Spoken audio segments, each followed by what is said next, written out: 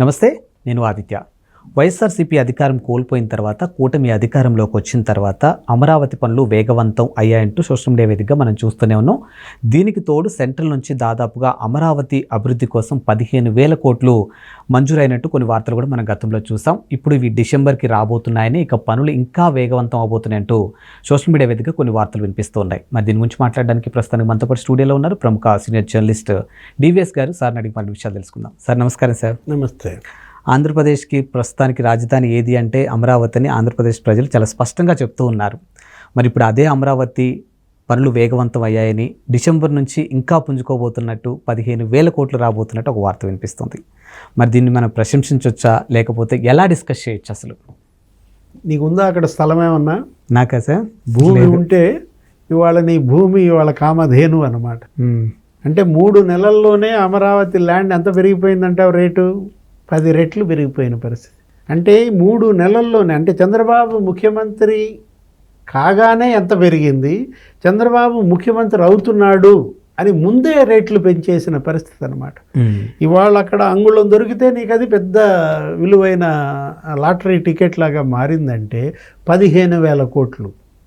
మొన్న కేంద్రం తొలి బడ్జెట్లో అమరావతి రాజధాని నిర్మాణానికి 15,000 కోట్లు ఇస్తానని ముందుకు వచ్చిన పరిస్థితి. మరి ఈరోజు ప్రపంచ బ్యాంకు లేఖ పంపింది. వరల్డ్ బ్యాంక్ ఏంటి, కేంద్రానికి తను నిధులు ఇవ్వడానికి ముందుకు వచ్చింది. 15,000 కోట్లలో ఇప్పుడు అడ్వాన్స్గా రేపు 3,750 కోట్లు ఇస్తున్నారు. 3,750 కోట్లు కనుక వచ్చేసినట్లయితే నీకేం జరుగుతుంది? ఇప్పటి వరకు అసంపూర్తిగా ఉన్నటువంటి నిర్మాణాలన్నీ స్పీడప్ అయిపోతాయి, ఒక షేప్ వచ్చేస్తుంది అన్నమాట. యాక్చువల్గా ఫస్ట్ ఫేజ్కి ఇవాళ అక్కడ రాజధాని అభివృద్ధికి నీకు 49,000 కోట్లు ఏమో కావాలని అడిగారు. అవును, అంచనా, సిఆర్డిఏ అంచనా 49,000 కోట్లు అవసరం అన్నమాట ఇక్కడ. ఇలాంటి పరిస్థితుల్లో ఇప్పుడు ఈ 15,000 కోట్లు కనుక వస్తే మొదటి సంవత్సరమే 9-10,000 కోట్లు ఖర్చు పెట్టే అవకాశం ఉంది. ఇప్పుడు దీంతో అక్కడ మౌలిక వసతుల కల్పన, next permanent secretariat, permanent assembly ఇవి వచ్చేస్తాయి. హైకోర్టు వచ్చేస్తుంది. ఇప్పుడున్న హైకోర్టు ఏమో అది కాస్త డిస్ట్రిక్ట్ మ్యాజిస్ట్రేట్ కోర్టు ఇలా మారుద్ది అనమాట. హైకోర్టుకి శాశ్వత భవనాలతో మళ్ళీ అద్భుతమైన నిర్మాణం ఒకటి వస్తుంది. గతంలో మనం చూసాం పునాదులు పర్మనెంట్ సెక్రటేరియట్ లేకపోతే పర్మనెంట్ అసెంబ్లీకి నీకు అప్పట్లోనే నీకు 24 గంటల్లో నీకు 35,000 క్యూబిక్ మీటర్ల కాంక్రీట్, అదో పెద్ద రికార్డు. ఏది పోలవరం కాంక్రీట్ రికార్డుని మించిన గిన్నెస్ బుక్ రికార్డు ఇక్కడ కోట్ అయింది. అవన్నీ ఏం చేశాడు? పాడుపెట్టాడు. పాడుపెట్టడం వల్ల మొత్తం చెరువులు అయిపోయాయి, పునాదులన్నీ మునిగిపోతే మొన్న చెన్నై ఐఐటి వాళ్ళు, హైదరాబాద్ ఐఐటి వాళ్ళు కూడా వెళ్ళి టెస్టులు చేశారు. ఇనప మునిగిపోయినాయి. ఎన్డీఆర్ఎఫ్ వాళ్ళకి అసలు లాంచీలు పెట్టారు. వాళ్ళు ఐఐటి స్టూడెంట్స్ లాంచీల్లో వెళ్ళారు అక్కడికి, అంటే చెరువు అయిపోయింది. అదే జగన్మోహన్ రెడ్డి ఏం చేశాడు? ఆ పునాదులన్నీ గుంతలుగా మార్చేసి చెరువు చేశాడు అనమాట. ఇప్పుడు అక్కడికి వెళ్ళి టెస్టులు చేస్తే వాళ్ళు చెప్పారు బ్రహ్మాండంగా ఉన్నాయి, ఫౌండేషన్ ఏమీ ఇబ్బంది లేదు, మీకు 100 ఏళ్లకి ఫౌండేషన్ ఉంటుందని చెప్పి వాళ్ళు సర్టిఫికేట్ ఇచ్చారని చూస్తున్న నేపథ్యంలో ఆ కన్స్ట్రక్షన్స్ అన్నీ కంప్లీట్ అవుతాయి. అసంపూర్తి భవనాలేమో ఒక షేప్ వస్తాయి, కొత్త భవనాల నిర్మాణం ఊపందుకుంటుంది. సీడ్ యాక్సిస్ రోడ్డు కూడా కంప్లీట్ అయిపోయి నేషనల్ హైవేకి అది అనుసంధానం అవుతుంది. ఇది సీడ్ యాక్సిస్ రోడ్డు మనం చూసాం.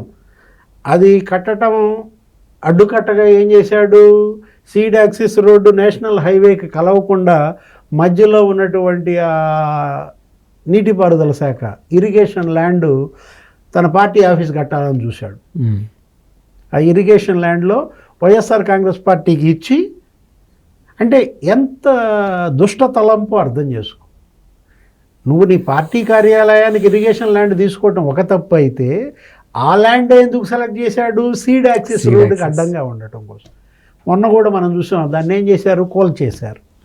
అసలు ఫస్ట్ ఈ ప్రభుత్వం ఏర్పడగానే వైఎస్ఆర్ కాంగ్రెస్ పార్టీ ఆ బిల్డింగ్ కూలగొట్టారు, వీళ్ళేదో గగ్గోలు పెట్టారు. మొత్తానికి సీడ్ యాక్సిస్ రోడ్డు కనుక నేషనల్ హైవే కలిస్తే ఇంకా నీకు ఆ 29 గ్రామాలకి నీకు పూర్తి అభివృద్ధి. ఇవాళ అక్కడ ల్యాండ్ వాల్యూ 10 రెట్లు అయింది అని చెప్తోంది. అందుకే అన్నమాట చంద్రబాబు అనేది ఇవాళ ఒక బ్రాండ్ ఇమేజ్గా మారిన పరిస్థితుల్లో ఇదేంటి రీబిల్డ్ ఏపీలో ఇదొక భాగం. రాజధాని నిర్మాణం మొత్తం 136 సంస్థలకు అక్కడ భూములు ఇచ్చారు. అవన్నీ ఇతను ఎల్లగొట్టాడు, పారిపోయేలా చేశాడు. ఏం జరిగింది దానివల్ల? 65,000 మందికి ఉపాధి పోయింది, ప్రత్యక్ష ఉపాధి. అంతకు 3 రెట్ల మందికి పరోక్ష ఉపాధి పోయిన పరిస్థితి పోయింది. అది 2 లక్షల కోట్ల సంపద ఏది అమరావతి. అలాంటిది ఏం చేశాడు? ఆ సంపద నాశనం చేశారనమాట. మళ్ళా చంద్రబాబు ముఖ్యమంత్రి అయిన దరిమిల ఇవాళ ఆ సంపదకి మళ్ళా విలువ వచ్చింది, ఇవాళ రెక్కలు తొడిగిందనమాట. ఇవాళ అమరావతి ఏంటి? ఇవాళ ఒక బ్రాండ్ ఇమేజ్గా మారిన పరిస్థితుల్లో మొత్తం ప్రపంచవ్యాప్తంగా రియల్ ఎస్టేట్ వాళ్ళందరినీ ఆకర్షిస్తోంది. అటు పారిశ్రామికవేత్తలని ఆకర్షిస్తోంది. మొత్తం అన్ని కంపెనీలు ఇవాళ అమరావతిలో పెట్టడానికి ముందుకు వస్తున్నాయి. ఈ 136 సంస్థలు మళ్ళీ మా భూములు మాకు ఇవ్వమని అడుగుతున్నారు. వాళ్ళకు ఒక 2 ఏళ్ళలో ఏమో గడువు పెట్టారు.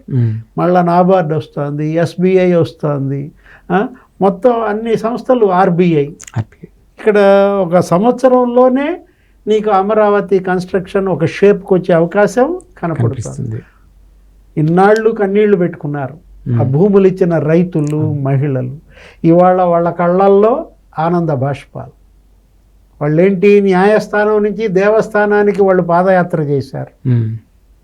ఈ జగనాసురుడి పాలన అంతం కావాలా, మా భూములు ఇవాళ అటు భూములను కోల్పోయి ఇటు ఉపాధిని కోల్పోయి రెండిందలా నష్టపోయామన్నటువంటి ఆవేదన.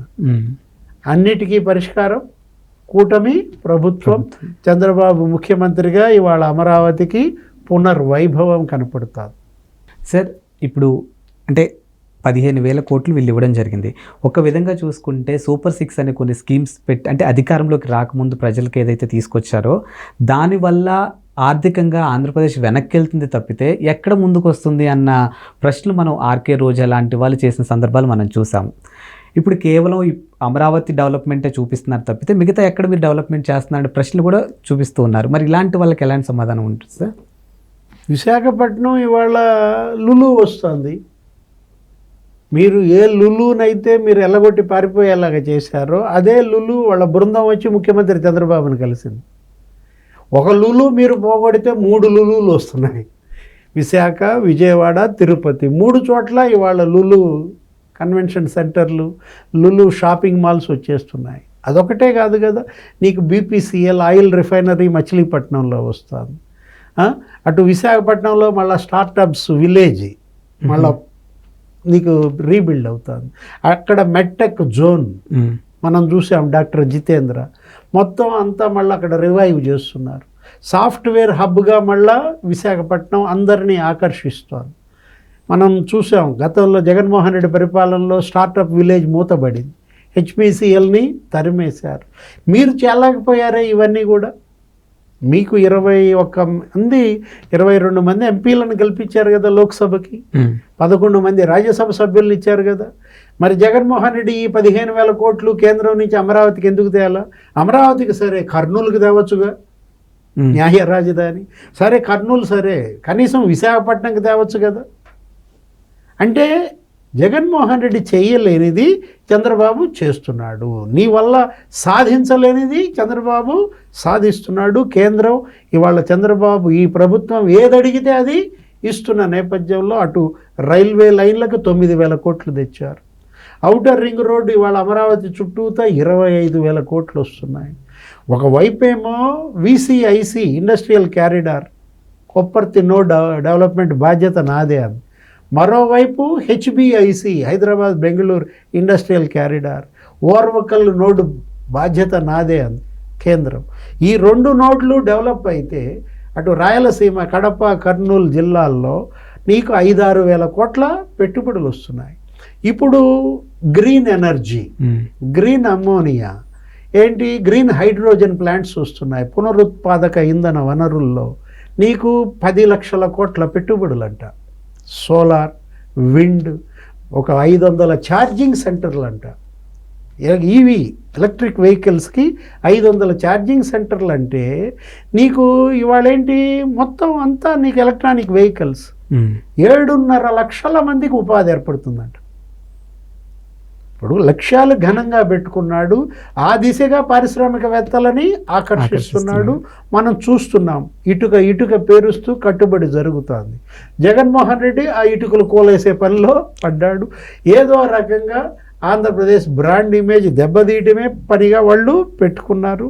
అంటే ఇప్పుడు చంద్రబాబు కావచ్చు, పవన్ కళ్యాణ్ కావచ్చు, కూటమి ప్రభుత్వం కావచ్చు, కట్టుబడి చేయాలి, అతను కూలగొట్టకుండా కాపాడుకోవాలి. Thank you sir. నమస్తే.